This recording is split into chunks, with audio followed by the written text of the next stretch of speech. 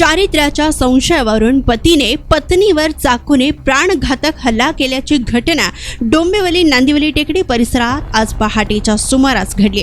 या हल्ल्यात पत्नी सुरेखा ही गंभीर जखमी झालेली असून तिच्यावर मुंबई येथील सरकारी रुग्णालयात उपचार सुरू आहेत। तर हल्ल्यानंतर पती राजू हिवाळे हा पसार झाला असून पोलीस त्याचा शोध घेत आहेत।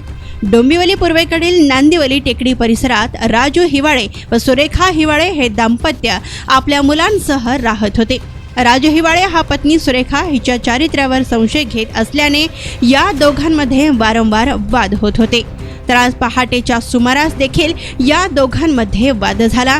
याच वादातून संतापलेल्या पत्नीने त्याची पत्नी सुरेखा हिच्या पोटावर चाकूने वार केले व या घटनेनंतर राजू पसार झाला। या प्रकरणी राजू हिवाळे याच्या मुलाने मानपाडा पोलीस ठाण्यात तक्रार नोंदवलेली असून या तक्रारीनुसार पोलिसांनी पती राजू हिवाळे याच्या विरोधात गुन्हा दाखल केलाय। तर पोलीस राजू याचा शोध घेत आहेत। या प्रकरणी मानपाडा पोलीस पुढील तपास करीत आहेत।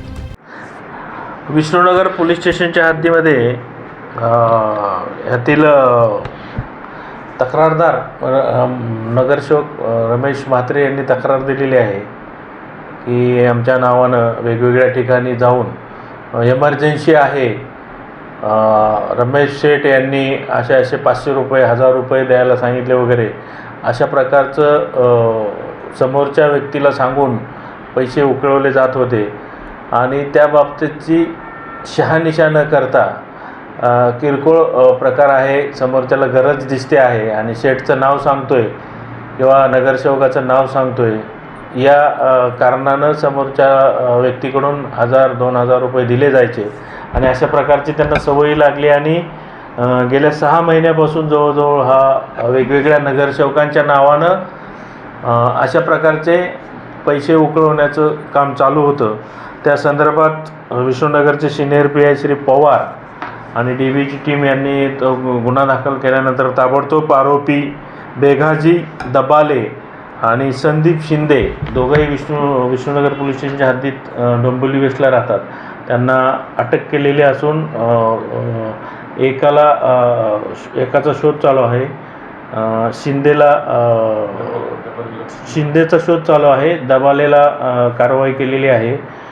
या निमित्तानं माझं नागरिकांना आवाहन राहील की अशा प्रकारचं जर कोणाच्या नावानं पैसे मागत असेल, पैसे उकळत असेल तर ताबडतोब पोलिसांशी संपर्क साधावा। अशा प्रकारच्या आमिषांना बळी न पडता कोणालाही विनाकारण दबावात येऊन पैसे देऊ नये हे पोलिसांतर्फे आवाहन करण्यात येत आहे।